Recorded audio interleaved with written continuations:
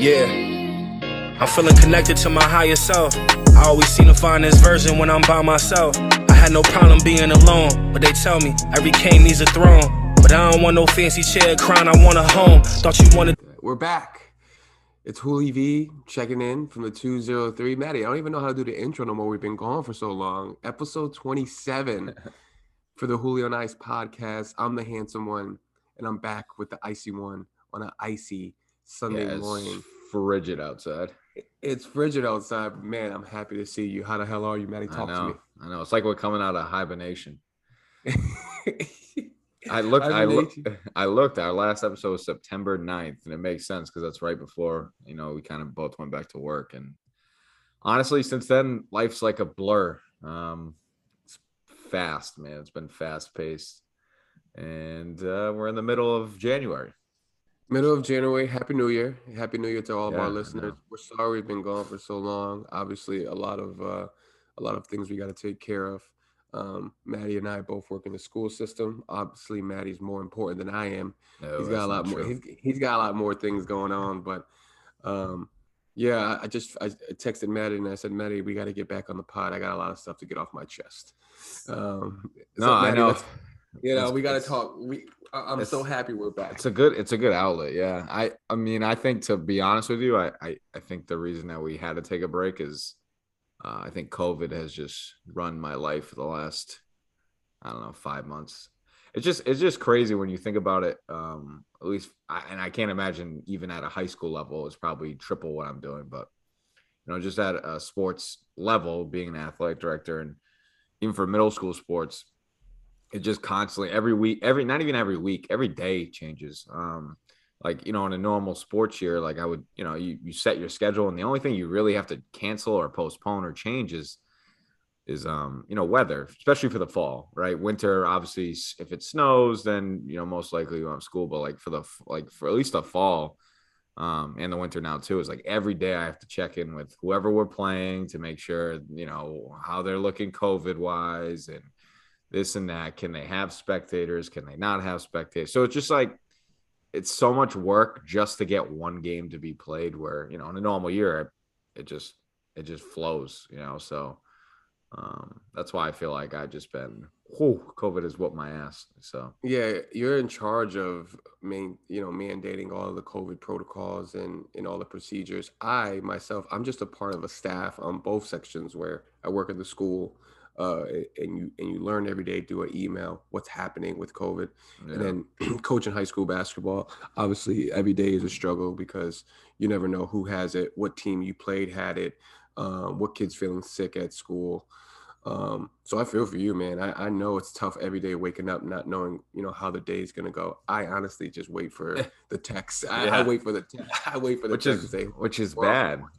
Yeah, which is bad because in the fall, I'll be honest with you, I feel like in just not my situation, but others, I didn't see a lot of COVID issues. Very rare, because most of the stuff's outside. And also, obviously, we're in a different time right now with this new variant and whatever. So it's like a lot more kids I'm seeing are getting it. Obviously, thank God. In my situation, I haven't really seen anybody get very sick, just mild symptoms, but point being is that now what's affecting is, like, to your point, is that I don't know how many kids I'm going to have for a given team that week. Like, that affects, like, I've always been on the stance, like, I don't like when people just cancel things, like, oh, it's just cancel this, cancel that. Like, anything I've been doing is I'm trying to reschedule it, because I think the kids want to play. So, but at the same time, I can't play when there's 5 or 6 kids on the roster. Like, there has to be, enough kids to play. And right now, every week, it seems like 2 or 3 kids from each team have COVID. So that's been the hard part, is managing that. And hopefully this is only maybe I've been hoping this is like by the time February hits, this will be on a decline, or most of the kids will probably already have COVID the way it's going. Yeah. It's just crazy. It's just crazy. I think the tough part is we've been doing this for 2 years now. So it's just, the grind of it is like, it's hard. It's hard. Like, exhausting. It is. And it just seems like it's never ending. And I know that eventually it will end, but you don't see the light at the end of the tunnel right now. I can tell you that. That's a great point because obviously even the professional sports are struggling with it. You know what I mean? People are in the NBA are getting drafted for 10 days, 10 days, and Oh, it's that's good. been wild. It's good for them, but at the same time, it kind of just puts everything into perspective that, everybody thinks that we're living in their own little bubble when it's happening worldwide. And I think that's the bigger picture for me. I think I really try to put that into perspective whenever I get upset when a game's canceled or, um, I can't coach one day. So like you said, I just hope in February, which is, your boy's birthday, Yeah. when we turn another rock. And we transition into the spring and summer. So, um, you know, to those people who are handling COVID in their respective sports, keep pushing. Make sure you take care of yours and make sure that safety is always first. And we can transition a little bit, and we could talk about the NBA and or lack of pride that I have with the Knicks. It's like you said, we haven't talked since September, so I do want to put this out there. Hopefully, this will scramble into the Knicks media, but I'm really upset at them. I'm not happy.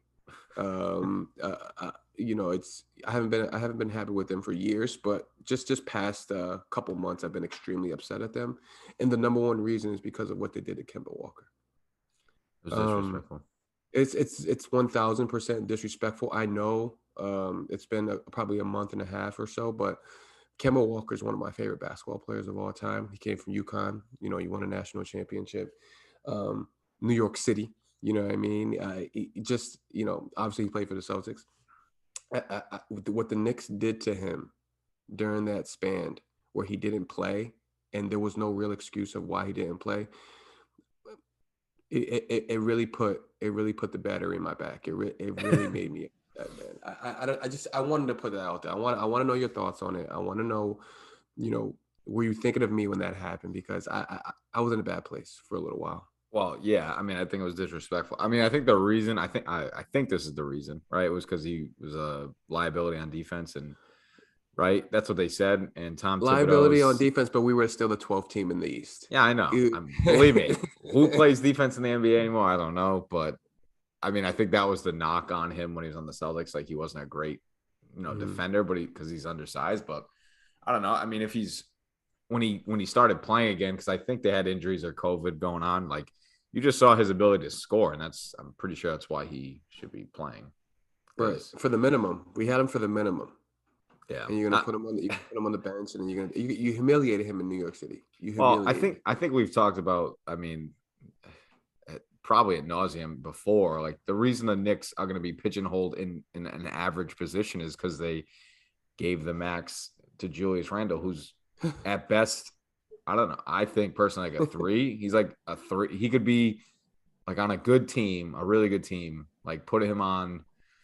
I'm trying to think. Like I feel like there's a lot of. I feel like East and West is a lot of. There's some parity. I don't feel like there's like a runaway team. Like you don't. Like when the Lakers started this year, everybody's like, oh, that's the best team, like, because you're just looking at names. But like when it all pans out, I mean, Brooklyn's really good, but obviously they have the Kyrie Irving situation. But which is another situation. But I do like for example the Bulls. But like if he was on the Bulls, he's definitely not more than the third best player, right? Like they have better players than him. That's why the Knicks are going to be well. If I didn't want to be mean to you, but yes, I mean, well, they don't stink. I don't because again, like, dude, there's something called like the Orlando Magic and the Detroit Pistons. Those teams stink. Those teams are like JV basketball teams. But I think the Knicks are just average. It's like the Celtics, and I honestly think the Celtics are below average because they're underachieving. But like it's the same issue with them. Like the Celtics at best are going to be like an 8 seed in the East. But like it's crazy when you look at the landscape of the East. Like the Bulls are the 1 seed, which is like I knew the Bulls would be good, but I didn't think they'd be this good. Yeah. Well, the Bulls are good, man. They are good. The Nets are the 2, Heat are 3, Bucks 4, Sixers 5, Cavs 6, who have been playing really well. Yep. Hornets 7, Raptors 8. Like I mean, the Raptors. How the hell that? But that's just like culture. I think that's just like culture, and they just have guys that buy in. Because I'll be honest with you, after losing all the people they've lost, how the Knicks and the Celtics are behind the Wizards and the Raptors. Mm-hmm. Yikes. Yeah, That's all I see gotta the say is Raptors. yikes. Yeah, culture with the Raptors. I mean, Freddie Van Fleet's still there. He's looking to make it. He's good. I think he'll be. Yeah. I think he'll be an All-Star year. But again, All-Star games are it's a popularity contest. Um, and I mean, obviously we're part of the quote unquote block system in a sense. But people were yelling out DeMar DeRozan being MVP. It was a slow Yeah. race. Let's And, chill. the, Let's the, chill. the, the Let's Bulls are chill. the Bulls are really really good. I love watching them play from Zach LaVine, Kobe White, all those guys. But MVP, there's a lot to talk about. I mean, The issue with that though is like when they go to the playoffs, Durant's gonna kill him. oh my God, he's been on a Yeah. tear. You know what I'm saying? Like that's the issue. I did see he got hurt last night. He did. I didn't Yeah. see that. I guess he hyperextended his knee. But I guess the issue with that though, with the NBA is like, I mean, look at last year. It was Bucks, Suns. I don't think anybody would have picked that to start the playoffs. So I hope which we like as basketball fans, but it was funny how bad the ratings of the game were because they weren't big markets or they weren't like LeBron or something in there. I think we went over those numbers where it was like LeBron versus the Warriors when the Cavs team got there and they shouldn't have been there and they got swept 4-0. Like that series was higher ranked watch view wise than last year's finals, which last year's finals was way better. Yeah. But it's about names. But I like the West to me is intriguing because I do like the top 4 teams, which are the Suns, the Warriors, Grizz. Like the Grizz, John Morant's unbelievable. Why is he not in MVP conversation? He's unbelievable. He should be in MVP conversation. He's unbelievable. I could watch him play. But them and the Jazz. Yeah. Thanks to you and YouTube TV, I got to watch him a little bit more. I'm not saying this from a stat or analytic nerd standpoint. I watch the games and man, he's good. He's unbelievable. He's a great teammate. You know what I mean? He's uplifting guys. JJ's playing well. Bane's playing well. That's a good Memphis Grizzlies team. I would not want to play them in the first round of the playoffs. Yeah, man, for sure. No, but like that's intriguing to me, and like I'll be honest with you, like for anybody that's listening to this, like it's hard for me to like talk ad nauseum about the regular season for the NBA because I just I see scores, I watch some highlights, but I can't even like I tell Julio for my mental health I stopped watching the Celtics. I've watched the Celtics twice this year, twice. Wow. And one was like at the beginning of the season. The second one was at Christmas because it was on and I had to watch it. I was like forced to watch it, and it was hilarious because the Celtics were playing unbelievable. I was with Skippy, by the way. Shout out. Oh, who just got his gym named after him? It was like it was already named after him. Yeah, it just got like renamed because they redid the building. So it was really cool though. Shout out to Skip. Yeah, it was a cool ceremony. But he was with me and he's like, wow, I can't believe how well the Celtics were playing because they were up like 15 at half against the Bucks in Milwaukee. And I was like, oh, don't worry, they'll lose this game, guaranteed. They lost. They lost. But that's why I don't watch them. I just can't. There's nothing intriguing to me about them. Like the Tatum and Brown talent lure is just. I just don't care. Like I don't know. They just don't. They don't play consistent enough. I don't know. They don't play winning basketball. Like I'll be honest with you. The team I will watch any day of the week when they're on YouTube TV is the Warriors. I'll watch it, and it's just more based on the fact of how they just play the game, like moving the ball. I just watch. It's good basketball to watch. Yeah. I'm not saying they're the only ones that do that. I'm just saying, like, obviously I like Steph and now that my boy Clay's back, but like, I just like the way they play. They just play good offense. And it's actually funny. They got 50 piece by like the Bucks the other day. And then they came back in 50 piece, like the Bulls, which is wild. Turnaround. But that just shows how the NBA is, man. Anybody could be anybody if everybody shows up, right? I'm sorry. I have a problem with someone losing by 50 in the NBA. 100%. Aren't you all professionals? I don't care how bad you shoot. You shouldn't lose by 50. Come on. They didn't. I think they ended up losing by 20, but at one point they were like almost down 50. But I guess that's my point. Is like I just try to find a team. That's where I'm at right now in the NBA. It's like I can't like be a Celtics fan. Like I'm just like show me a team that plays good basketball. Like the Jazz play well. I mean the Grizzlies. I like the way they play. The Suns, that kind of stuff. But like no, I think the Bulls play pretty well. And the Heat, they all have like traits about them that I like. The Celtics just don't have many traits that I like to watch. So I can't watch it. It's just not good for my health. And your health is the most important thing that we need right now. especially during these times. Yeah. I mean, for me, anyways, I watch, whatever I can on YouTube TV. But when college basketball is on, I select college basketball over that, no matter what. And going back to our original statement about COVID, that sucks too with them. When the best teams that you want to watch at the college basketball level aren't playing, you kind of have to resort to watching the Knicks. You kind of have to fall back on watching the Celtics. So college basketball has been really good. Well, I think it's really, really good because it's why I've told people college football to me is tough to watch, because college football is if you watch the national championship game of Georgia versus Alabama, it's like watching a different sport compared to the rest of college football. You just have the best athletes, guys who are going to be top picks in the NFL. They're just freaks. They're just so much faster than everybody else. Because they do the college playoffs where it's four teams, starts four teams, starts four teams, starts four teams, starts four teams, starts four teams, starts four teams, starts four teams, top four teams. And Bama and Georgia just literally crap out of both of them. It was like watching a varsity team play a JV. But in college basketball this year, I feel like there's so much parity. I think in the last 2 weeks, there's been how many top teams that have lost. I think yesterday four. I think yesterday 4 teams, top 25 teams lost yesterday. Yeah, who was it? Did Baylor end up losing that game? Baylor was down big against Oklahoma State. I didn't think so, because I think they're 15-2, so I think so. But that's 2 in a row for them. I can pull. Yeah, I know that's what I'm saying is there's so much. Yeah, so they ended up losing 54-61, but there's so much parity in college basketball. There's there's teams that have talent, right? The Dukes, the Baylors, the Gonzagas, UCLA is pretty good. But go ahead, tell me who's going to win the national championship. Football, you can pick 2 teams. You can tell me who's probably going to be there.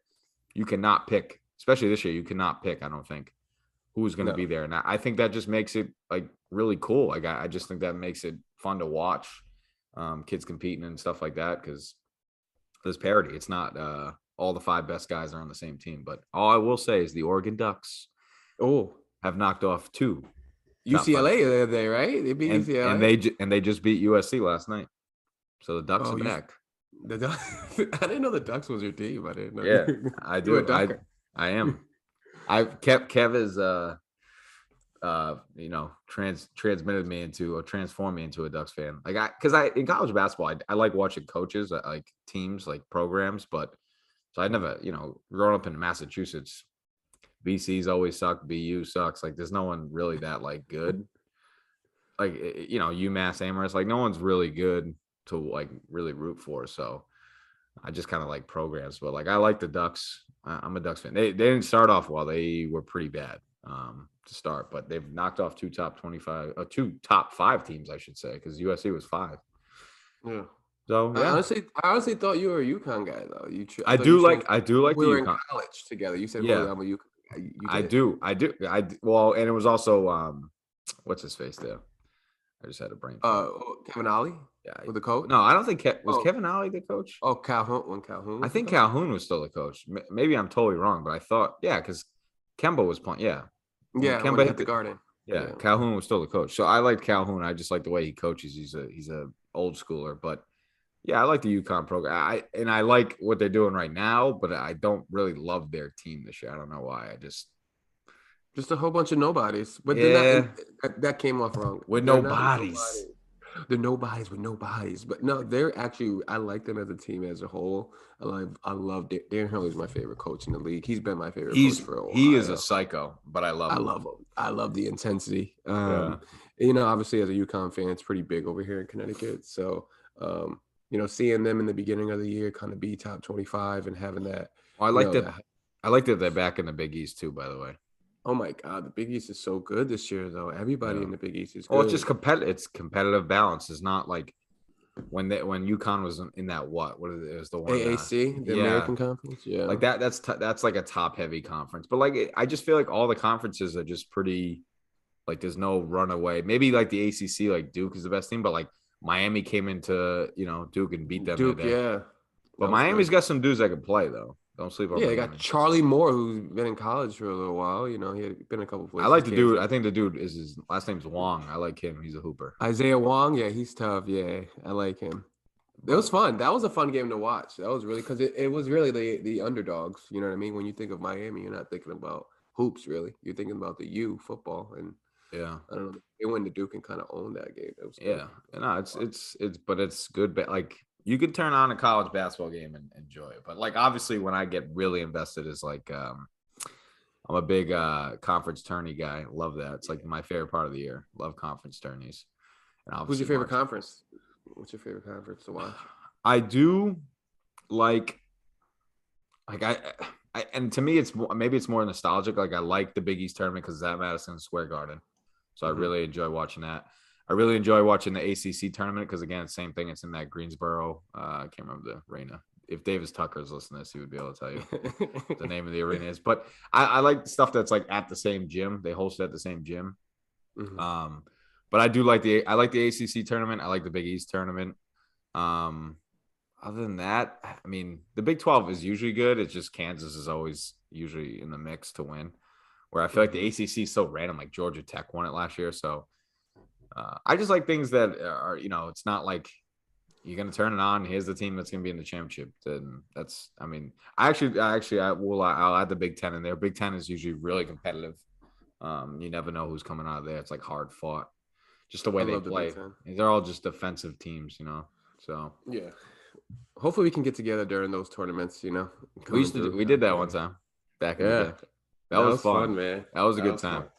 Yeah. That was a good time. But I will give people credit. I would not go to an NBA game right now, and I would not go to a college basketball game. I just could not go to a game and just sit there with a mask on my face. I really couldn't. Because then you just see people that don't have them on, and I'm like, this is the whole problem with this whole pandemic. It's like, I don't know. But I could go on a whole rant about the whole mask thing, and it just I don't know. It's crazy. And we will keep talking about it throughout the interview that we have coming up with Coach Joe Cabral, who's the head coach at Dean College. He's obviously probably has a lot of insight and a lot of frustrations with COVID, but it makes you wonder. I enjoy going to college basketball games. I love going to gamble. I love going to Division II post university. But like you said, when you're there with a mask on and there's really no mandates, it kind of defeats the purpose. It kind of it's a really weird concept. I don't know how to even go about it, bringing my girl or bringing my family there because it's not safe. It's probably not safe. Who knows? Yeah. Who knows? And you feel uncomfortable. It's the way your body is. Like the way I look at it is when I'm in the store and I'm in Walmart and I'm in the diaper aisle, or when I'm ever in the paper towel aisle and it's congested, I want to get out of there. I don't want to be anywhere. I don't want to be next to people. Yeah. So it makes you. It really changed your outlook on life. 100%. 100%. It could be for the best or for the worst. I honestly don't know, but hopefully we adjust, like you said. I want to adjust and. I don't know. I hope we as a world, as the United States, I hope we figure it out soon, because if not, I'm going to be a homebody. I mean, with nobody.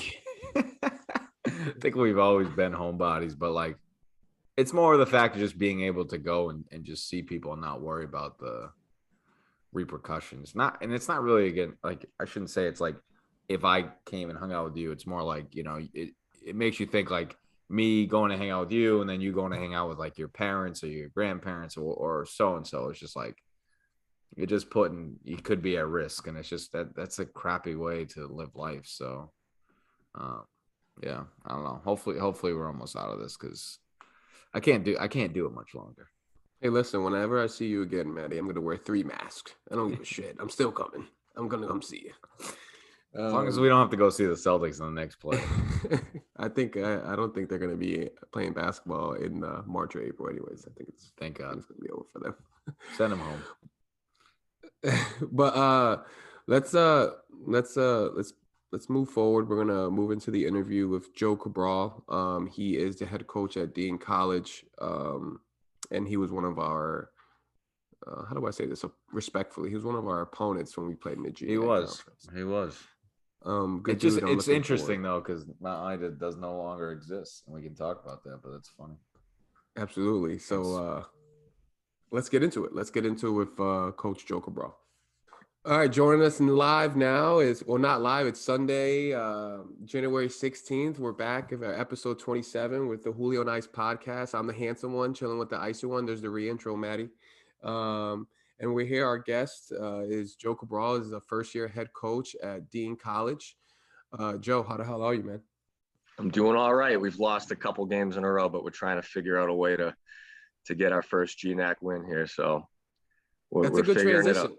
That's a good It is, transition. but that's an excuse though. That's what everybody says. Oh, first year in the league, COVID. It's all an excuse. You got to get the job done. You got to find a way. It's all an excuse.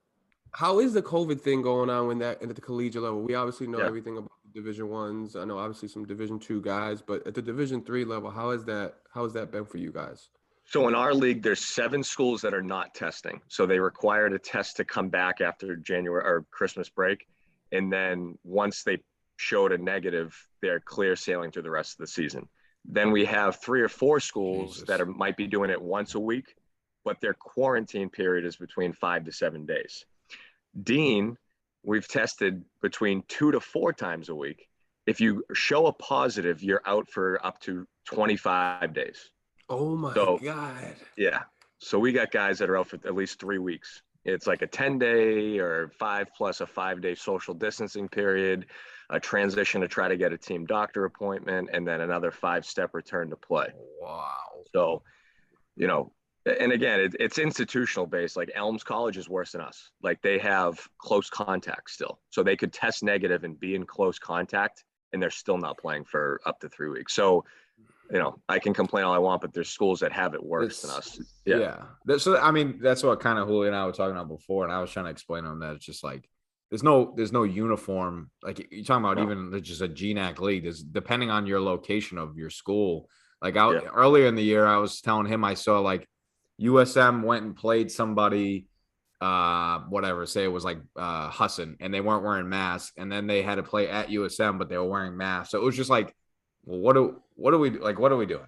Like, well, if they told me I could just have to wear masks and play, I'd be thrilled. But no, again, I'm not a doctor, so I kind of just roll with the punches. I don't know like all this stuff. You just try to, kind of stay middle ground and try to keep the kids in a positive headspace, because you come back and you're asymptomatic and you're told you're out 22 days from a 18, 19, 20-year-old kid's perspective. That's crushing. It's like a jail sentence. Yeah, but and they're in an isolated dorm across the way here, and it sucks for the kids. It's like, at what point is this going to end? But at the same time, I just always say you can't make excuses. That's why I brought a bigger roster on campus here, preparing for something like this, right? Yeah. If I have 5 or 10 kids that go down, then I still have enough to go. Whether is the other way to start with 15 guys. I knew that we had stricter, regulations here. So let's bring 2025 on campus. And if something like this were to happen, another breakout, I'd have a couple more guys ready to go if need be. And right now, as we stand today, we're at 6 out with COVID. They're going to be, out for a while until they can pass that 10-day plus get a team doctor appointment plus do another 5-step return to play. Whereas St. Joe's, Connecticut, Albertus, Johnson Wales, it's over. We're going. We're playing. Yeah. So how do you keep the kids motivated? I mean, you just had a postponement yesterday. You guys were supposed to play Elms. So is practice kind of the same thing? You go in there, do you try to treat the next practice as a game, or do you kind of just go with like, all right, we got Johnson and Wales coming up. Let's focus on the preparation for that. Yeah, well, over Christmas break, we can get a 3-hour slot because we're the only ones here. So, you got to treat it like you can't take anything for granted here. So, yeah, you're going to prepare for teams. You're going to do your defensive breakdown stuff. You're going to, go 5-on-0. You're going to be serious. But at the same time, let's make this as enjoyable as possible for the guys. Let's throw an inter squad in there. Let's, go live for an hour here to get them up and down and to simulate game situations and to have it be enjoyable. If I'm sitting there screaming, blowing the whistle every 3 to 5 seconds, and these kids don't want to be there and they're testing positive, it's like, let's, make this about them. Okay. Make this as enjoyable as possible. Cause last year we were virtual. We didn't do anything.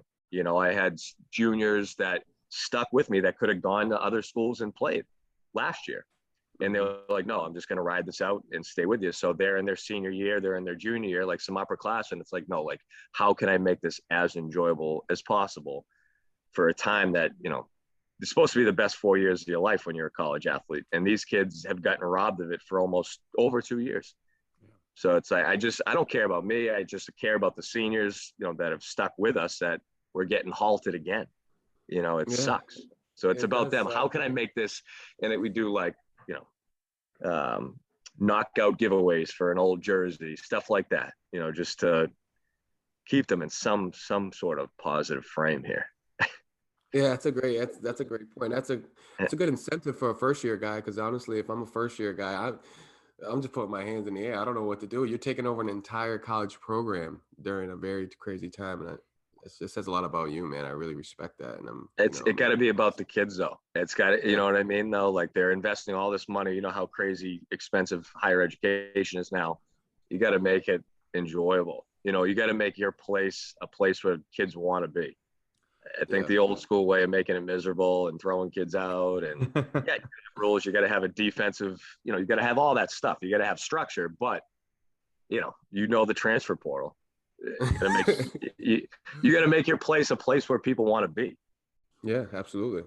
So, I guess my question to you is, because you obviously were an assistant at Dean when you weren't in the Gnac, but you have experience in the Gnac in the sense of you were a player in it, and I saw that you were assistant at LaSalle. So I guess what's the transformation of taking a program like Dean into the Gnac, and like the challenge? What are the challenges that you're facing besides COVID this year? And I mean, all of us complain about this every year. Financial aid. Yeah. Okay. So you got some schools that they pay $0 to go there. It's free. And then you got people middle of the road, 8 to 10. You got 15 to 20. Then you got schools that, like us, it's an astronomical amount of money. But you got to look at positives again. You got to look at our location. Franklin's a gorgeous town. We're central, 40 minutes south of Boston. We're 40 minutes north of Providence, where we have a partnership with the Kraft Group at Gillette Stadium for internships and job networking. So there's a lot of positives. Like, I can sell this place. You know, it's a pretty good place to be for a transfer student. We give a little bit better aid to transfers here. So, you know, I'm not in upstate Maine. You know, this is a pretty cool place to be. So there's a lot of positive things to sell. But going into the Gnac, you know, USJ builds a $15 million facility. Calhoun raises all that money, you know. So there's different stuff you're up against here, and you know how Albertus does it. So, but, you know, you got to make your place, like I said, a place where kids want to come and enjoy their 4 years. And I think that we just finished a $5 million renovation project on campus. They redid the locker rooms, redid the weight rooms. There's new signage in the gym. So they're investing some money in athletics. That's a positive thing for the future here. Like, recruits come on campus, they see all that stuff. So we can build it here 100%. We're working with them stuff here, but you guys know, you play in the Gnac, what other schools do. Yeah. No, 100%. Yeah. Well, so explain to me, because I know it's different now. Are you just in there's 2 leagues right now within the Gnac? It's not just one league. It's like 2 divisions. Are you just based on where your location is? Is that how they did it? Theoretically, yes. But if you really break it down geographically, there could be a couple schools that could switch, and it's within a matter of a couple miles. So so in the south, it's St. Joe's, Connecticut, Albertus, Johnson, Wales, LaSalle, Regis, fun. Dean, Elms. All very fun. Very fun. That sounds like a fun division. Yeah. And then you got to finish top 4 out of 7 to make the playoffs. That's crazy. Yeah. But that's kind of cool, but I mean, you just definitely got the it changes the whole dynamic. Short end of the stick on that draw. But I always wondered why St. Joe, like a school like us, right back in the day, when you were at Mount Ida, which we definitely will hit on. But like when we were at St. Joe's, I always wondered, like, why did we pick to be in the Gnac, since, like, you know, logistically we are not close to anybody that we played. I mean, minimally we were in the bus for an hour and a half ride. Like, we didn't play anybody in Maine. So I never understood what like, I don't know if you have any insight on this. Why did Dean want to join the Gnac? Like, why? Like, what does that benefit the school or whatever? Well, the NECC is folding. You know, schools either closed in that league or they're, you know, Elms left as well. So they're down to 4 schools, and I don't know what the NCAA, you know, AQ is going to be for them going forward, but I think they might have one more year, and then they got to either figure it out with adding teams, or I'd just expect it to kind of go under. So I think our president probably foresaw that happening and got us out. So it was probably either the CCC, Gnac. Gnac is too far up north. So Gnac's was really the only option, but probably, definitely a step up, I guess you could say, academically and, athletic competition wise across the board it is. So, but yeah, like St. Joe's and Maine was probably closer to those Gnac schools back in our day, right? Yeah. So I didn't know if there's some poll that you get, like, why couldn't you guys join, like, what is it, the CCC or something like that? Seems like there's more local schools about it. I didn't know really how that works. Yeah. I don't know if we would have got into the CCC, and then especially, where we're at competition wise, if that would have been a smart move, but it'll take a couple of years, but it's doable. You got to bring in guys, you got to develop, and you got to make it, like I said, make a place where they want to be for 4 years. If you drive them out and you make it miserable, then they will leave. They see everybody transferring. So, support them, positive encouragement, have a plan for them. This is where I want you to be from year 1 to year 2, year 3, year 4, skill wise, strength wise, lay it out for them so they see that there is a plan for them to progress and reach their goals and go above their goals academically, basketball wise. So, if you just bring him in here and say, go play, I think that a kid might lose interest. Whereas if he knows that you're invested in him, and, you want to help him not only progress, but be able to help him get a job when he graduates, I think kids would want to stay. Right in the middle too. Like Franklin, Mass is right in the middle, like you said, next to Boston, next to Rhode Island. It's just great, man. Yeah.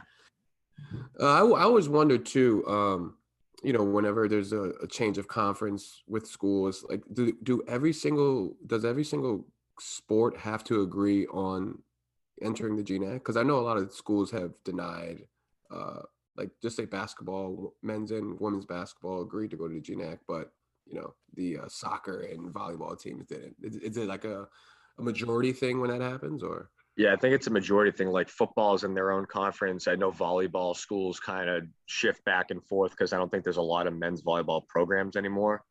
So you might see some crossover in that regard. But yeah, I think it's just the majority of sports you kind of roll over. I'm trying to think. There's like lacrosse, I think, does it too. I think there's like some crossover lacrosse schools. So, but like the main sports, soccer, basketball, field hockey, baseball, I think all shift over. Okay. Yeah. Well, you do, like Maddie was saying, we wanted to touch on it. You do have some experience in the Gnac. You went to Mount Ida. You played for your dad at Mount Ida. Tell us about your experience at Mount Ida. Obviously, Mount Ida is unavailable. I'm gonna say unavailable at the moment, but tell us about your experience, because we obviously, people here know Massachusetts. We know about Mount Ida. Do you though? I've only been told.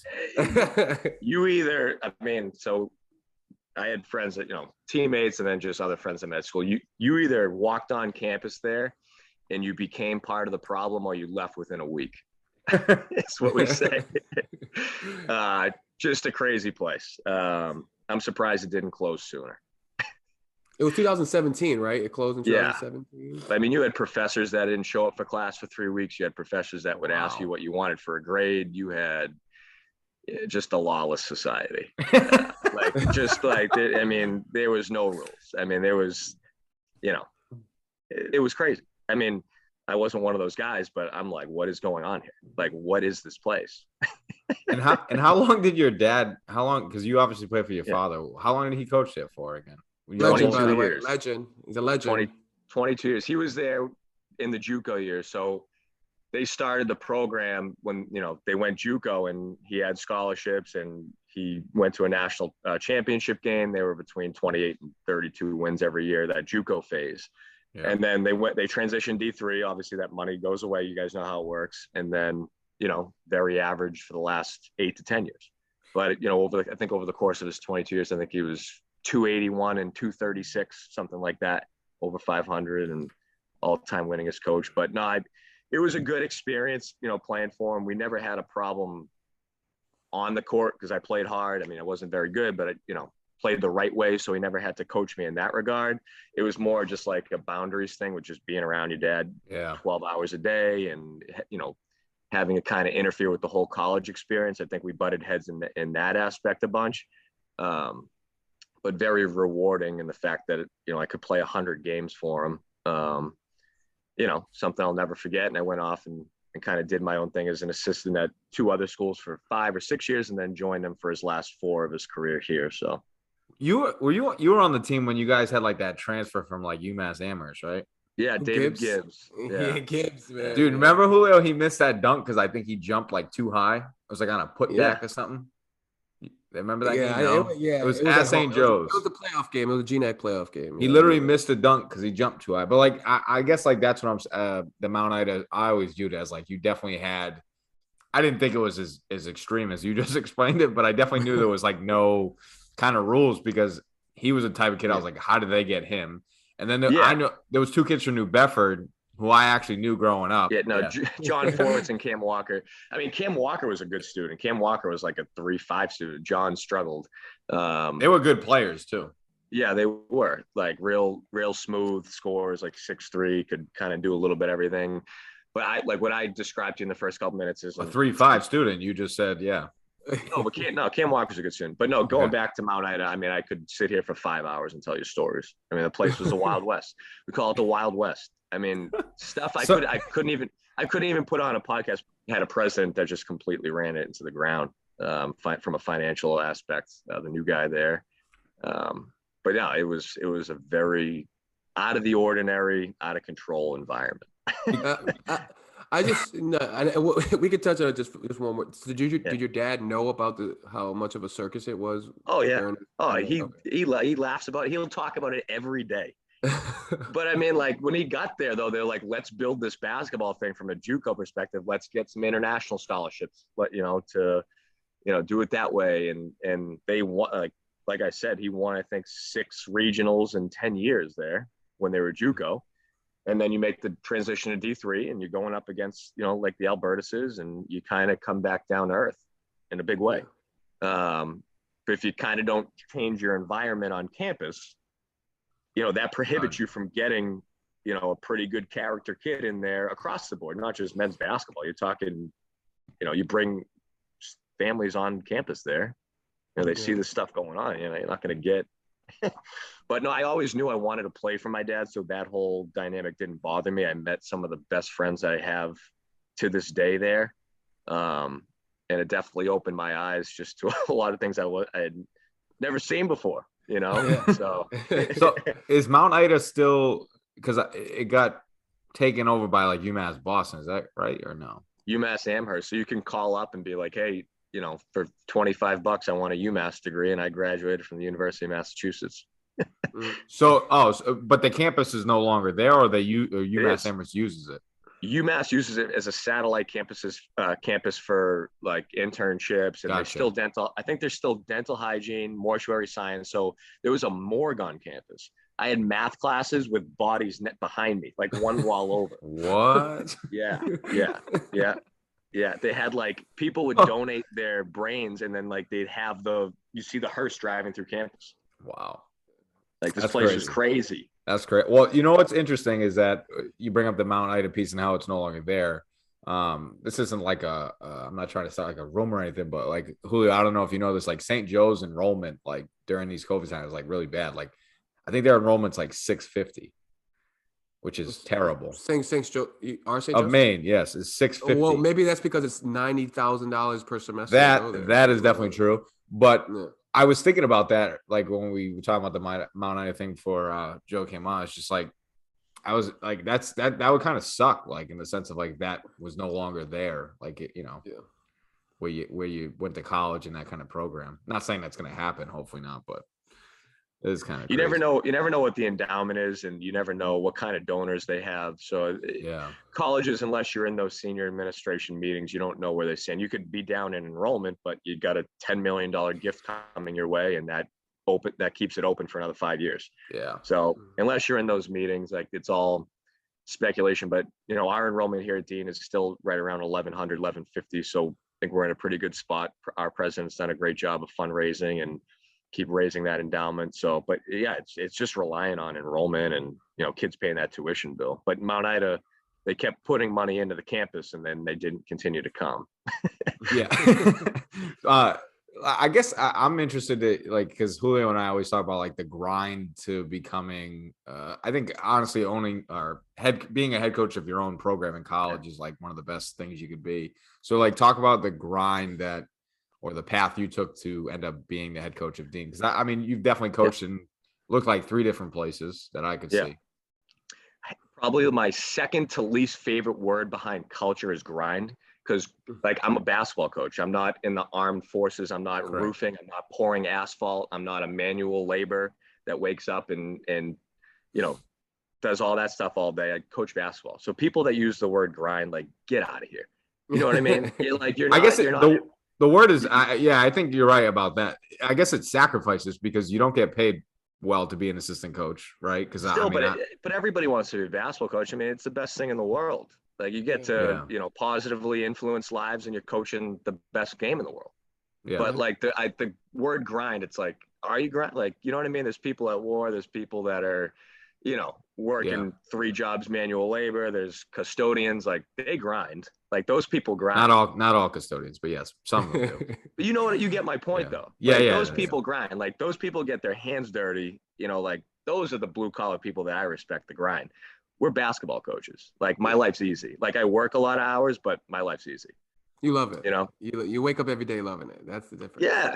You know what I mean? Like, no, but I was at 3 schools and I learned from great bosses. So my first year out of college, I was here part-time for Rich Fazzi, who we were 17 and 6. We were a JUCO still, but we had dudes. He taught me how to recruit, like go into the cities and find guys and, you know, bring them here and let's contend. Let's run nothing but press and run and just, and he taught me how to recruit.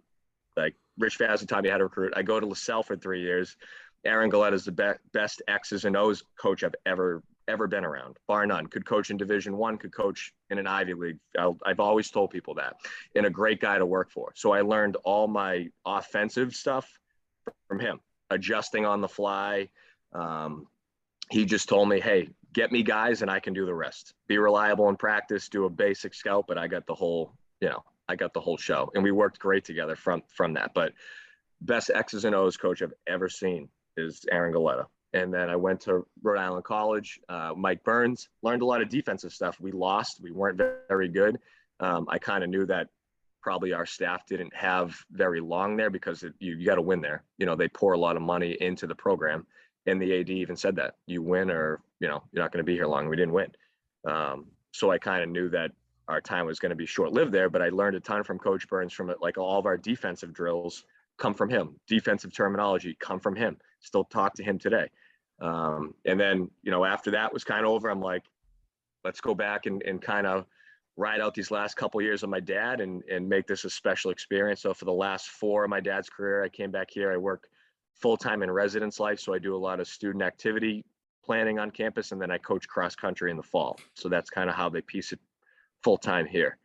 Okay, I was gonna ask that. I'm glad you brought that. I saw that you were the head coach of cross country. I didn't know if that was something that was built in your contract or something that you wanted to take on, but I was like, that's probably hard to do. Like I know like cross country and basketball, like probably not the same recruiting stuff, but like that's an obligation you have to be a head coach of a team.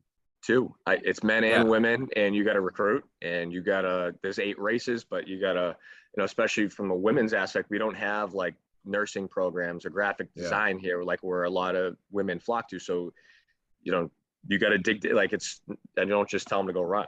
Like you are working to build rosters there as well. But yeah, you know, this place has treated me great. Year 6 overall. You know, I got a lot of good friends here, you know, employee base. It's just, I've really enjoyed my time here so far. But 4 great bosses, going back to that whole climb, you should say. I've worked for 4 great bosses and I've learned everything from them. Like everything I do on a daily basis comes from one of those 4 guys. Like, and my dad was just how you treat people. Like I didn't learn, my dad probably, we ran 1 play a year at Mount Ida, you know, like that's it. But he's just like, play hard, how you treat people, how you operate on a daily basis, operate with class. I just learned how to treat people and how to treat kids from my dad. Yeah, So he's the man. He's the man. Rico's yeah, the man. Yeah, I've heard nothing but great things. And I want to say yeah. this before I forget, but I remember when we used to always play you guys. I don't remember the score, Joe, so you don't even have to talk about the score. It I was, don't it remember. was, it was an embarrassment. I mean, Yeah. yeah, like We St. can pull Joe's is up. gonna We run can the, pull up yeah. the scores. No, we don't need to because No. it wasn't. It's not about that. It's I'm about just the fact messing. that- I'm just messing. I'm just messing. It's crazy. It- Princeton offense. Here comes the Princeton offense. I We're like, what the hell is the hated it. Princeton offense? Oh, they're gonna run. They're gonna lift a 5-man and then they're gonna either curl or split it. And I'm like, back then, I'm like, what the is this? But St. Joe's, you just knew. Like, even if we had Gibbs, you just knew. You just knew you're going Yeah. to play the game the right way. Santa Cola is one of the best coaches in the league, and we're in for it. You know what I mean? But No, you're bringing that up, that makes me sad. Julio, the last time we talked on the show, Santa Cole was still at St. Joe's. He's no longer at St. Joe's. Kind of sad. It's USM, man. It's crazy. It's different. State different job. time. State job, though. Definitely for his career. Like, I know, Yeah. like, talking to him, like, we have a lot of pride, a lot of tradition playing at St. Joe's, and him coaching at St. Joe's, his life, he played there too. So definitely an emotional time for him. But like as a career standpoint, yeah, 100% better job, not easier job, better job, because like you just said, state job, you can easily recruit. He could turn that program into what I think USM should always be, right? Because they haven't been good or consistently good. So yeah. LEC or Gnac? What do you guys think? LEC or Gnac? For them? no, In you're saying general, like better what's better? competition. I'm biased. Little East. I think in both are pretty. I feel like both conferences too are like top heavy. That's what I was gonna say. But I don't Oh, know. yeah. I don't know the Little East when it comes to like the Connecticut schools. I'll be honest with you. I don't know. Like, but like UMass Dartmouth's good this year. Like I know like Keene State's always good. So I do know those teams well. I don't really know, but I've heard the Connecticut schools in the Little East are good. Yeah, But you guys- Eastern, Western, those are good teams. Yeah, Yeah. but it fluctuates. But Keene's always probably at the top. Eastern had some years where they were like nationally ranked. But I think it's not too far off when you add in St. Joe's and Hartford. It's Albertus is always that team, and I mean, well, I guess I'm biting myself. I guess I'm kicking myself in the leg here when I say because St. Joe's is struggling this year. But I don't know. I just always bias against LEC because, like you said, a lot of Connecticut schools are there, and they treat it as this prestige. Little East is pretty well respected, though. They got some good teams. Top to bottom. Rick's Yeah. usually good. You Rick- worked at Rick, right? Yeah. Yeah, 2015, I was there. Yeah. So I think probably the Little East overall is probably a better conference. Like how many teams? I don't even know how many teams are in that, but I would say top to bottom, it's probably more competitive than the GNAC. Yeah. And I'm agree. not gonna dump on any GNAC teams here. Because Dean's gonna fill in. Dean's gonna make an impact evenally. I was talking about. eventually. I'm talking about when we were there. I was talking about when we were there. There was some. You knew there was teams. You walked in. You're like, yeah, not just Mount Ida, but you would know that you were gonna win. Yeah, Mount Ida was one of them. Yes, you guys were one of them, but. And I digressed from my original statement that I was going to say about your father, Joe. I just wanted to say this, just so he hears this. Every single time that we played you guys, and I never got this from a lot of coaches, and it always stuck with me. At 30 years old, it always stuck with me. He always stopped me in the handshake line, and he always just told me, "Hey, you do a good job running that team over there. You do a hell of a job with that team over there." Just me. He never stopped the best players. He never stopped Zach O'Brien or Nick Job. He always stopped me, and I always respected him for that because I saw that he was a basketball coach who knew basketball. I'll go out there, score 6 points, but I could, I control the tempo of the game, and he saw that, and I always appreciated that. So if you see him, let him know that. I will. Joe, I know, we've been talking a lot of different stuff. You're the head coach at Dean now. How is it now that the roles are reversed and you're the head and your dad's kind of like the assistant? How does that feel? It's pretty much the same. He still sits in that chair and just curses me out for 40 minutes. But no, it's fine. I still learn from him every day. He's still giving advice. The last couple of years I was doing the majority of the day-to-day operation, obviously the recruiting, what we were going to run. The only difference is like he kind of answered to authority and dealt with a lot of the bigger issues on the team, like personality-wise and stuff. He was still doing that stuff, but even in the games, I was calling kind of the shots, and even though he was sitting in the first chair, so the transition wasn't too hard because I had kind of already been doing it for a couple of years.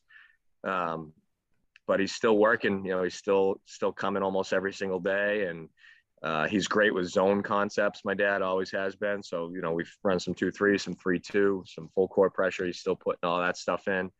But no, we still go back and forth all game and have our moments. But no, it's been good. I love it. Julio, what was the kid we used to play pickup with? Your boy, I can't remember his name. He went to Dean, right? He was good, little guard. Jordan Booker, yeah, Jordan Booker, man. He was 1,800 points in 3 years here. But he never played. He always played when you guys are JUCO, or did he play in the Gnac? No, 3. Well, 2 years ago, NECC. He played for 3 years in the NECC. Okay. So yeah, I mean 5'7", all of 5'7", maybe 5'6", and 28 points a game. Never play 40 minutes every single night. So love that kid, man. Great kid, great human. He can get it, man. I think he's playing in Poland maybe now. I think the last I heard from him. Yeah. Booker, I haven't spoken to him though. Yeah, I love that kid. And you had another kid from Naugatuck, Davon Russell, who also scored. I think they're the only 1,000-point scorers there, right, Edsy? Yeah, they just updated the banners. Davon is the man. I talk to Davon all the time. We do like a partnership / community service initiative with Justice Resource Institute. It's like kids that are either in juvenile detention facilities or in like group homes, and they either come to our practices and then we go over there and kind of do like a mentoring session or workout with them. And Davon came with me his senior year, and he, on his way out, he just bumped the supervisor, and the supervisor's like, "Here, take my card." And the week after Davon graduated, they hired him, and now he's full-time. He's like an assistant supervisor there. He's making really good money, benefits. So Davon's doing really well. He's working with kids, so he's awesome. Yeah, he's a competitor. But yeah, the 2 Connecticut guys, 2 of our favorites and our all-time best here at Dean. Yeah, if you need any more, just let us know. We got some brewing over here, Joe. Yeah. So if you got some time, man, let us know. Well, great conversation, obviously, man. Thanks for coming on. Before we usually end every segment, we like to do a little game called Who What. I don't know. I got 3 here, and I don't know how you want to answer them, but I'm just going to throw them out to you, and you kind of think about the first thing that comes to your head. All right, Joe, you ready for it? Yeah. All right. Number 1, what is your number 1 pregame ritual? I spent an hour in the sauna in the morning. Ooh, love the big sauna guy. Endless health benefits. I'm a big health nut. So the sauna is it's like my getaway. It's like, nothing messes with me in there. It calms me down on game day. It's like my healthy thing to do. Get in there for an hour, whether I got to go out for 1 drink, 2 drinks, but you come back in there and you just, relax. Julio, we used to hit the sauna for games. St. Joe's had a sauna in the locker room. Yeah. Unbelievable. It was unbelievable. Yeah. Surprised you didn't use it.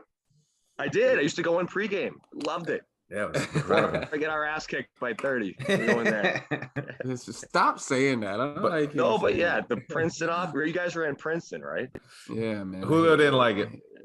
Let's not talk about it. Sensitive subject. We can keep going. I'm in between. I'll be honest with you. I liked it because I was the shooter. So for me, it was great. But it's an offense where the concepts are good. Like the moving concepts are good. The only issue with it is that there was times that we ran it and it was more, even though it was supposed to be like read and react, it was more controlled. Like Santa Cola put us in positions where I was always going to be the person with the ball. Like when I was a junior, or like when you played Zach O'Brien. So Zach O'Brien was always there at that top of the point, initiating the offense. So there was times you could felt like you weren't really involved. Like the way they run offense now, well, when Santa Cola was last there, was an offense Julio and I definitely would have liked to play in more, I guess. That 5-out one in. The 5-out concept would just it's just that's more to me. This concept was more freedom. It's more attacking the basket, and that plays to more people's strength than the Princeton. At Princeton, you were trying to find certain players to play certain positions on the floor, but it was tough to guard against. I would say it is hard to play against defensively. Yeah, it definitely was. But I just think that's a and I'm gonna leave it at this. I think that's an offense, and Coach Sankola knows this. Him and I have we don't speak about it, but he knows that that's an offense that hey, I did that as a coach, the back door, you know what I mean? The flare screens, you know what I mean? The two DHOs or the dribble hand, like all that stuff. He would say that though. He would say like, I did that. Like I'm the one who finagled that. Well, coach, yeah, of course. Yeah, you're the coach. You guys had studs. You had O'Brien, Petsy. There was a big point guard you had, an athletic one. Right. Rashawn Jones. Rashawn and Eatman, both of those guys. Played against Eatman. Rashawn Jones, like 6'4", right? Yeah, he was a point guard. Yeah, he played 1 year. He had a dunk at Mount Ida. Oh my God, right down the lane. And then I couldn't. The only guy that I could not stand on your team was Tyler Kelly. Oh my God, not a lot of people did, man. I respect all you guys. That's I'm all set. Good. I like it. I hope he listens to this. Maybe we get a one-on-one. I love TK. Yeah, I love TK. He can really stroke it. But great player.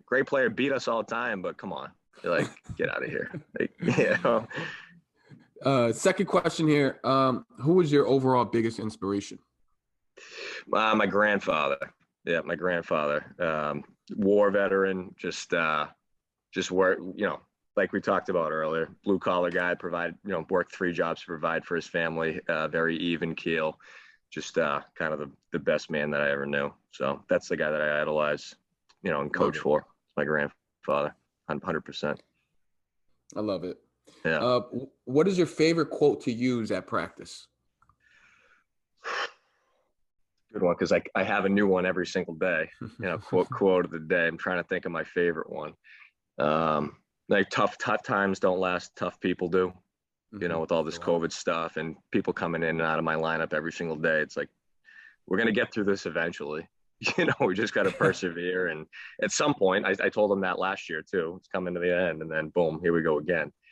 But tough times don't last, tough people do. And, I always put it into perspective, like there's people in this world without running water or shoes on their feet, you know what I mean? Or a roof over their head. And whether we're in a COVID dorm or we're not playing for 2 weeks, you're here playing college basketball with a roof over your head. And you got to put it into perspective, because there's people in the world that got it way worse, people without limbs, like all that stuff, people in wheelchairs. I try to always reference that perspective, however you think how bad this is right now, there's people with way worse situations. Yeah, you could be working a hospital shift for 12 hours and working with COVID people dying. Yeah, 100%. Exactly. Julio, let me add one. I want to add one just because I'm curious. You can answer this as a player or a coach, so either one. What is your favorite basketball drill of all time? I'm taking my notes. That's another question, because I run different drills all the time. Yeah, we do a thing, beat the clock. It's like a 3-man weave into jump shots on the wing, and the last guy lays it in. It's a good shooting drill to get people going. Survival, you just do 3 men in the paint. You got to score 3 times to get out. People fight in there. I like that one. Obviously, you want to hear a good one? Steve Boudreau, who coaches at Tewksbury High, he calls it hamburger rebounding. It's the best. You want to talk about toughness drill, rebounding? Put all of them out on the floor. You got 1 or 2 guys, coaches shooting. You gotta get 2 rebounds to get out, and you don't want to be that last asshole still left. Yeah, it's a great drill. And it's stupid. It's just a whole bunch of dudes in there trying to get 1 rebound. It's their whole team in there. But once you get 2 rebounds, you're out. You're out of the drill. So there's always one left. But my favorite I love the progression drill. That always will be my favorite. Where it's start at the free throw line. Start at the free throw line. You shoot a free throw, then the other 2 guys that come back 2-on-1. Then it's 3-on-2, 4-on-3, 5-on-4, and then ends up being 5-on-5. But there was points. The way Santa Cola did it, he had points for certain stuff, whatever. If you got a steal or if you turn them over, they got minus. I don't know. I just thought it was a fun up and down drill. I like stuff that's up and down. So see, I know that drill. That's a drill. If we tried at Mount Ida, we would have just ran into one another in the But you mentioned Gibbs, David Gibbs. He was signed at Oklahoma State out of high school. He was the number 2 point guard in the country out of the master's school, and he went to UMass. Him and Kellogg at the time butted heads, and his high school teammate Isaiah Benjamin played for us. And it was August 31st that he came on campus, and believe it or not, he did pay to go there. You might think he did pay, there was a family sponsor that I don't know what the amount was, but he did pay to go to school there. I can, tell you that. Was he a good dude? Only a year. Huh? Was he a good dude? Dave Gibbs? So Gibbs is a friend of mine. Like he, great guy. A little bit crazy. He'd tell you that too. He's out there. Short tempered. But I mean, come on. I mean, he was a freak. He was so good. So I can't believe I'm saying this. Like, if Gibbs had his head screwed on tight and hit the weight room and was a little bit more coachable, and again, he's a friend of mine, but like, it's crazy to say, but like, he had the talent at 6'5" to like be a pro, like in the league. It sounds outlandish to say it, but he had the tools to do it. Did he have did he have like the work ethic? Did he have the coachability? Did he have the weight room? Did he have, no, but like, this dude jumped through the gym at 6'5" with a tight handle, and 3-point range. Like, yeah, he was good. That's a pro point guard. You know what I mean? He was just like, baby. Yeah. I mean, it's kind of like how Lamont Thomas was as good as Lamont Thomas was, because he had his head screwed on straight. Like, he didn't have the body like Gibbs did, but he definitely had the basketball. Well, people ask me who the best player ever played against. I mean, Lamont Thomas went from 17 a game to 24 to 30 to 35. And he's easily the best. That's not even close. 115 games played, almost 3,000 points. 3,000 points? Wasn't like, even like 3,000? He was the most unassuming player. Like, you walk in a gym, you wouldn't be like, that's the best player. And then you watch him play.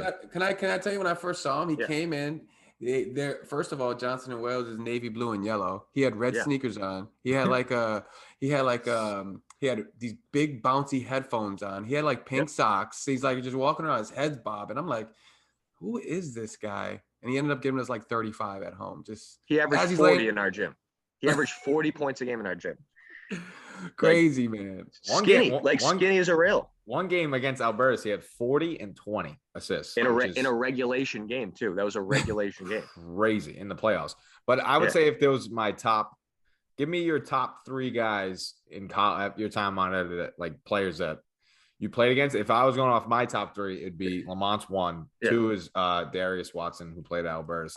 3, I honestly would say I have a couple people in that 3rd spot, but the kid Gibbs, just straight talent, was definitely one. Like, I've never seen a dude that athletic good. And he was crazy.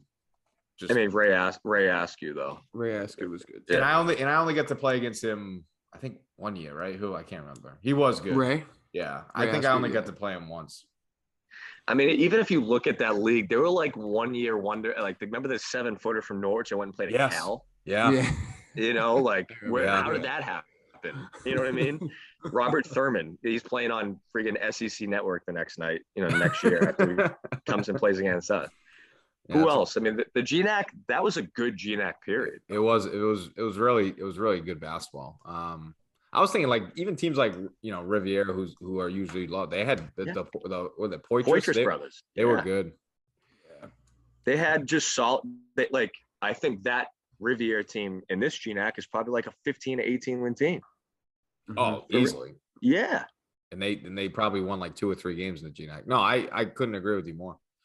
And even my freshman year, Norwich was nasty. Remember they had all those Texas guys. Yeah, the Texas guys. Yeah, they were good. I remember that. Yeah, they were little good. Tiny point guard. I forgot his name. He was tiny. They had the transfer from Robert Morris. His last name he's from Boston. I'm trying to think. Remember, like a 6'4" guard. He was Division I transfer. Yeah, he was good. I'm trying to think of it. Corey Boston. Yes, Corey Boston. Wow, that was a good name call. I wouldn't have remembered that, but yeah, that's what I'm saying. There was so many, like, my freshman and sophomore year. I think as the timeout, by the time I was a senior, it was kind of like Norwich was like bottom, Mount Ida was bottom. Yeah. But like when I was a freshman and sophomore, even though Mount Ida wasn't great, like keep going to Mount Ida, like you guys had talent. Like it wasn't like you guys just sucked. Yeah. It's just like the IQ stuff. But it's like if we were in the NECC, probably where we should have been, we're probably like a 15, 18 win team because we had guys like we could go. We just, come game time against St. Joe's that's running a Princeton offense over the course of 40 minutes, we're going to probably break down. Or you play in Albertus, who people go there and live for free and all that kind of stuff. Yeah, Jefferson Laura signed to Central Connecticut. Watson was signed to Southern Connecticut. Then they had Iowa State transfers to Von Sledge. They had Victor Lajudai, who's I played. Yeah. Well, and then they had the other dude. What was it? Well, maybe you just said it. Remember the dude from Iona? Not Sledge. It was the kid who traveled. He was the JUCO transfer from ASA, the point guard. Jackson, Ian Davis. Ian That's Davis. who it Ian was. Davis. Dude, they were just free. I mean, that my senior year, they were, I don't know. I think they lost two games to Division III teams that year. Us and then someone in the Sweet 16. I can't remember. Probably like an Amherst or someone. But like, and they lost to what was it? Central. They almost lost to them. They lost to them by 1. Like they were just loaded. Like they just like when you lose to a team like that, I was like, we were in the Gnac finals and we lost, and I'm like devastated. And then I'm like, literally, there's not one matchup that like we're better than them at, right? No, yeah. Maybe me and that little dude that, remember Julio? I don't remember his name, but you used to always laugh because I did a 3. I hit a 3 in his face, and he'd do that thing where he'd run down the court with his hand up. Remember that? Jennings. I think it was last name James Jennings or something. I used to James love that. Jennings, little Spitfire guard. He could score, but he was crazy. Tough. He was tough. Yeah. But Julio used to always say stuff to him because like he would guard me and like I'd hit a 3 and he'd like run down the court with his hand still up and Julio, yo, put your hand down, bro. Yeah. My sophomore year, we actually won 15 games in the Gnac. We were 15-10. We actually beat Albertus at home. Mitch got tossed like halfway through the game. Oh, Mitch? No way. But I mean, you got to give it to him though. He sustained that level of excellence for 15 years. Yep. No, can't knock it. Can't knock that. And it's one of the best. I love playing Albertus. It's one of the best atmospheres. Hell yeah! You go down there. There's people throwing stuff at you, talking to you in the parking lot. Love it. Yeah. It's a jungle, man. I love it.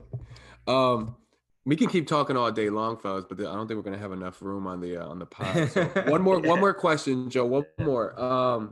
And I think it kind of ties in with the other one. But who is the one person you seek approval from?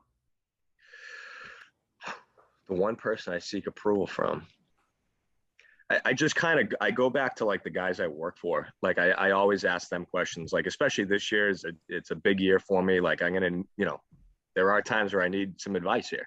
But my former bosses, they're guys that I trust, that I look up to. Like I told you, Galetta at LaSalle. I'm always bouncing stuff off them, even though we play them.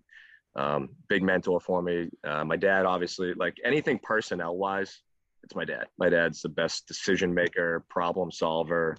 He can diffuse any situation in a matter of 10 seconds, no matter how bad you think it is. Rico step in, and it's like everybody's like kumbaya, So he's like Jackson. He's like the calming grandfather that everybody's like, all right, we're good now. But basketball X's and O stuff, I'm always calling my former bosses. Those are guys that, and my Division I idol is Bob Huggins. Loves the JUCO guys. Love him. Yeah, he's just rough around the edges and loves the JUCO transfers and, just old school and just that miserable, grumbly voice that he has. I love him. I love that. Yeah. I love that. Well, Joe, man, thanks for coming on. We really appreciate it. Yeah. Thanks for having me. Yeah, absolutely. It was great to catch up. It was great to talk Gnac and just talk hoops. It was nostalgic. It was nostalgic. It definitely brought back some feels, man. I'm definitely going to go in the archives after this and do that, man. But good luck the rest of the way. And we look forward to hearing from you soon, man. All right, guys. We'll talk soon. Thanks for having me. Hey, just stay true to yourself. And if nobody wanna help you, you can do it yourself. And if you live and impress others, it's how you losing yourself. And if you keep on running back, you just abusing yourself. Damn. I pray to God that you find your way. And when times is good, don't forget to pray. And be thankful for all the blessings that seem to come your way, cause that's how more come to you. That's all I had to say.